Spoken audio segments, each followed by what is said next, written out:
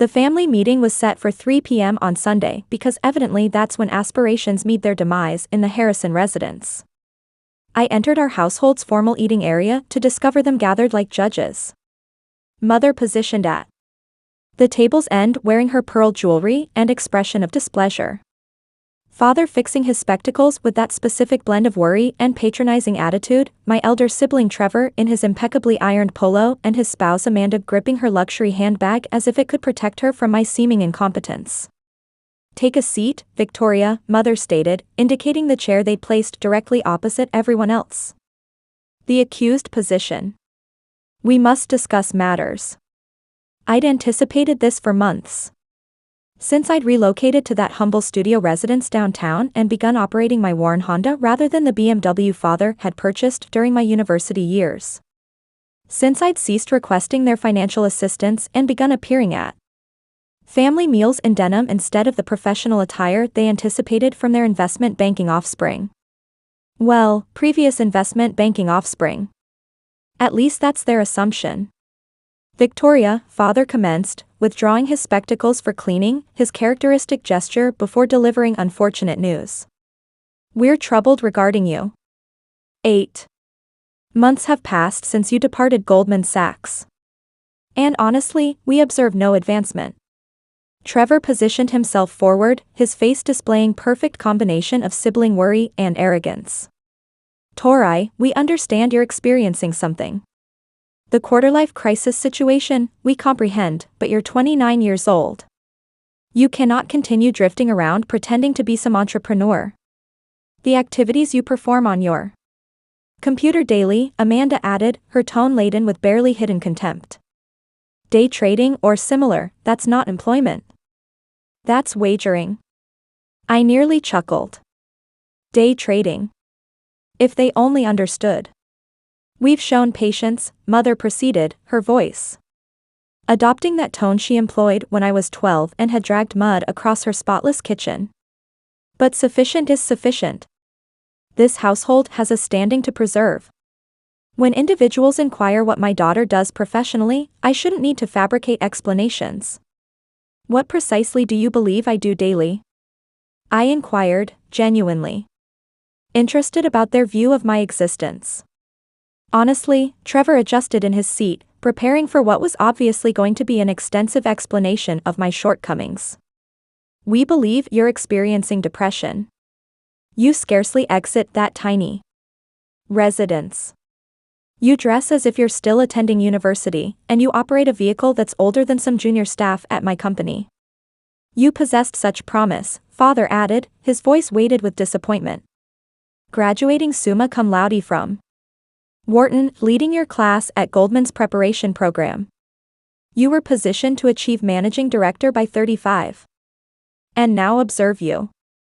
Mother gestured vaguely toward me, living like a graduate pupil, spending entire days staring at computer displays, refusing to network or even refresh your LinkedIn account. Amanda nodded enthusiastically. "Trevor's been inquiring around. His contacts at Goldman report you haven't even been submitting applications for positions. It's as if you've surrendered completely." The irony was nearly unbearable. They believed I'd surrendered when actually I'd never been more determined in my entire existence. While they'd been concerned about my LinkedIn account, I'd been constructing something they couldn't even fathom. "So, here's what will occur," Mother declared, clearly having practiced this moment. "We've arranged interviews for you at 3 separate companies." Father utilized some influence. "I don't require." "Yes, you do." Her voice sliced through mine like steel. "Victoria, we're not requesting, we're commanding. You're going to interview at Merrill Lynch on Tuesday, JP Morgan on Thursday, and Goldman desires you returned. They'll begin you as VP if you can demonstrate you're committed." Trevor retrieved a folder. Naturally, he possessed a folder and pushed it across the surface. "I've assumed the responsibility of refreshing your resume. Obviously, we've needed to be inventive with the employment gap, but we're labeling it independent financial consultation. We've also located you a suitable residence," Amanda added, displaying her device to show me listings. "There's a gorgeous Two-bedroom in father's structure, much more fitting for someone of your history. The Honda must disappear, father stated bluntly. I refuse to have my daughter operating around town in a 15-year-old vehicle with a dent in the bumper. There's a BMW dealership adjacent to the office. We can visit tomorrow. I observed them all. These three individuals who believed they knew precisely what was optimal for me, who had reduced my entire being to a series of problems requiring their solutions. They perceived my humble lifestyle as failure, my independence as fantasy, my satisfaction as depression. And if I decline, I asked quietly. The silence that ensued was thunderous. Then we're finished enabling you. Mother said finally, no more family meals until you organize your affairs. No more invitations to holidays or gatherings, and absolutely no financial assistance if you reconsider about requiring help. Victoria, father's voice was tender but resolute. We love you, but we cannot observe you squander your life anymore. You're intelligent. You're educated. You possess every advantage globally. There's no justification for existing like this. Existing like what precisely? Like a failure, Trevor said directly, like someone who's abandoned having any genuine impact on the world. That's when my device vibrated. I'd been anticipating the call third Sunday of the quarter, always right around 3 p.m. Eastern. My investment banker at Goldman Sachs. Ironically enough, though he worked in a completely separate division then, where I used to be employed. Excuse me, I said, examining the caller identification. I need to accept this. Victoria, we're amid a serious discussion. Mother objected. I understand, I answered the device. Marcus, perfect timing. Ms. Harrison. I have fantastic news. Marcus Chen's voice was practically trembling with excitement. Your hedge fund just cleared $3.8 billion in profits this quarter. The quantum computing investments you made 18 months ago are paying off spectacularly. Microsoft's acquisition of that startup you backed early has alone generated nearly $800 million in returns. The room had become completely silent. I looked at my family's shocked faces and smiled. That's wonderful news, Marcus. Put it on speaker so my family can hear the details. Of course, Ms. Harrison, your fund, Apex Capital Management, has officially become one of the top 10 performing hedge funds in North America. The artificial intelligence healthcare portfolio is up 340% year-over-year, and the renewable energy investments have exceeded all projections. Trevor's mouth was hanging open. What about the real estate acquisitions? I asked, maintaining eye contact with my mother. Extraordinary. The commercial properties in downtown Chicago are now valued at $1.2 billion, and the Manhattan portfolio has appreciated 85% since you purchased it. Oh, and congratulations on the Forbes 30 Under 30 feature coming out next month. They called you the most innovative hedge fund manager of the generation. Amanda's designer purse slipped from her lap and hit the floor. Marcus, can you remind me of our current assets under management? Absolutely. As of market close on Friday, Apex Capital Management oversees $12.7 billion in assets. Your personal net worth, including your holdings in the fund and real estate portfolio, is approximately $4.1 billion. You're officially one of the youngest billionaires in financial services history. The silence in the room was profound. Thank you, Marcus. Email me the quarterly report and let's schedule a call tomorrow about the biotech opportunities we discussed. Will do, Ms. Harrison. Oh, and the Treasury Secretary's office called. They'd like to schedule a meeting about your proposal for sustainable banking regulations. Apparently, your white paper on cryptocurrency integration has caught their attention. Perfect. Have Sarah set something up for next week? I hung up and looked at my family. Father's glasses were fogged up. Mother's pearls seemed to have lost their luster. Trevor looked like he'd been struck by a truck. So, I said casually, settling back in my chair. What were you saying about my wasted potential? The folder with my updated resume sat unopened on the table between us. Victoria? Mother's voice was barely a whisper. I don't understand.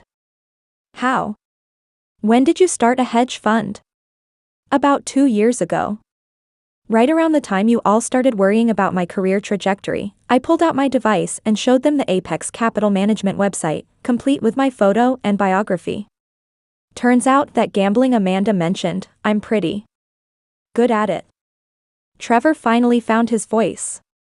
$4 billion. You have $4 billion. Give or take. The markets fluctuate. I shrugged. Though I should mention, Trevor, that your firm Williamson and Associates, they're one of my clients. I have been managing about $200 million of their pension fund for the past 18 months. Your boss, Mr. Williamson, speaks very highly of my work. His face went from pale to green. But how? Father asked, still struggling to process the information. How did we not know? How did you hide something this big? I didn't hide it. You just assumed that because I wasn't living the life you expected, I must be failing. When I moved into that studio residence, it's because I wanted to stay focused and avoid distractions. When I started driving the Honda, it's because I believe in living below my means.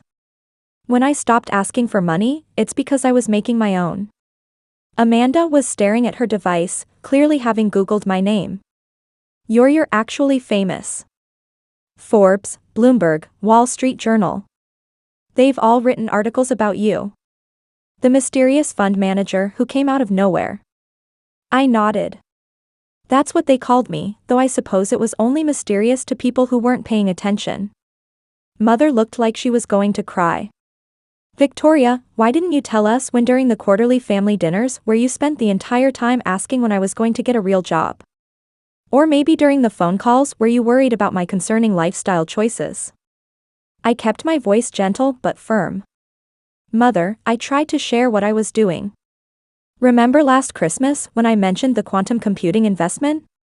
You told me I was playing with money I couldn't afford to lose. We were trying to protect you, Father said weakly. From what? From success. From independence. From proving that your way isn't the only way to build a career. Trevor was still staring at the website on my device, the real estate portfolio.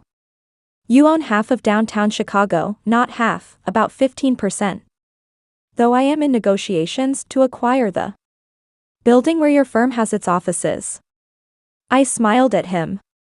Don't worry, I'm not planning to raise your rent. Family discount. The intervention that was supposed to save me from my failures had turned into something else entirely. My family sat in stunned silence, trying to reconcile the daughter they thought they knew with the billionaire hedge fund manager sitting across from them. The BMW, Amanda said suddenly. You could buy a fleet of BMWs. I could, but I like my Honda. It's reliable. It gets good gas mileage, and it reminds me that wealth doesn't have to define how you live. I looked around the table at each of them. That's something I learned watching all of you. Actually, how unhappy expensive things can make you if you're trying to impress people instead of being authentic. Mother's perfectly composed facade finally cracked. Victoria, I'm so sorry. We thought we were so worried. I know you were, and I understand why. From the outside, my life probably did look concerning. But maybe that's the lesson here. That success doesn't always look the way we expect it to. Father cleared his throat, his business instincts finally kicking in. Victoria, this is extraordinary. I mean, truly extraordinary. But why the secrecy? Why not include your family in your success? Because it wasn't about you, I said simply. For the first time in my life, I was building something that was entirely mine. Not Victoria Harrison, daughter of Robert Harrison, the real estate developer. Not Victoria Harrison, sister of Trevor Harrison, the corporate lawyer. Just Victoria Harrison, hedge fund manager. But we could have helped, Trevor protested. We have connections, resources. Trevor, in the last 2 years, I've had dinner with 3 Federal Reserve governors, advised 2 Senate committees on financial regulation, and been personally thanked by the President for my economic recovery proposals. I think I'm doing okay on the connection front. The magnitude of what I'd accomplished was finally sinking in for all of them. The Forbes 30 Under 30. Mother said slowly. You're going to be on the cover. Next month's issue. The article focuses on how I've revolutionized sustainable investing. I pulled up the preview on my device. They called me the conscience of Wall Street. Which is ironic considering you all thought I had abandoned Wall Street entirely. Amanda was furiously typing on her device. Victoria, there are articles about you in the Financial Times. The Economist, how did we miss all of this? Because you stopped paying attention to what I was actually doing and started focusing on what you thought I should be doing. The room fell quiet again as the full weight of their misjudgment settled over them. Finally, Father spoke. Victoria, can you forgive us? We thought we were helping, but clearly we were being parents. I finished overprotective, slightly overbearing parents who love me and want what's best for me. Even if your definition of best needed some updating. Trevor looked at the folder. He brought my revised resume carefully crafted to hide what he thought was a failure but was actually the most successful period of my life. I feel like an idiot. Don't. You feel like a big brother who was trying to look out for his sister. Even if your methods were a little heavy-handed. A little. Amanda laughed and some of the tension finally broke. We staged an intervention for a billionaire. In my defense, Mother said, a small smile finally appearing on her face. You do drive a very concerning car for someone worth $4 billion. I'm thinking of upgrading, I admitted. Maybe something from this decade. Father was studying the quarterly report. Marcus had sent to my device, Victoria, these returns are incredible. How did you know to invest in quantum computing before anyone else was talking about it? Because I spent 2 years at Goldman watching everyone chase the same opportunities. I realized that the real money was in technologies that were 3 to 5 years ahead of mainstream adoption. I leaned back in my chair, finally relaxing for the first time since I had walked into the room. Plus, I had an advantage none of the other fund managers had, which was you all taught me to think long-term. Every family dinner where you talked about building generational wealth, every lecture about the importance of patience and strategy. I was listening. I just applied it differently than you expected. The irony wasn't lost on any of us.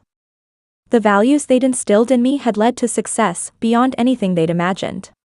But because that success didn't look like their success, they'd missed it entirely. So what happens now? Mother asked. With us, I mean, are you still willing to be part of this family after we've been so ridiculous? I suggested, Mother. You're still my family. This doesn't change that, but maybe it changes how we talk to each other going forward. Meaning maybe next time you're worried about my choices, you ask questions instead of staging interventions. Maybe you trust that I'm capable of making good decisions, even if they're different from the decisions you would make. Trevor nodded slowly. And maybe we celebrate your successes instead of trying to fix what we think are your failures. That would be nice. Father was still staring at the numbers on my device.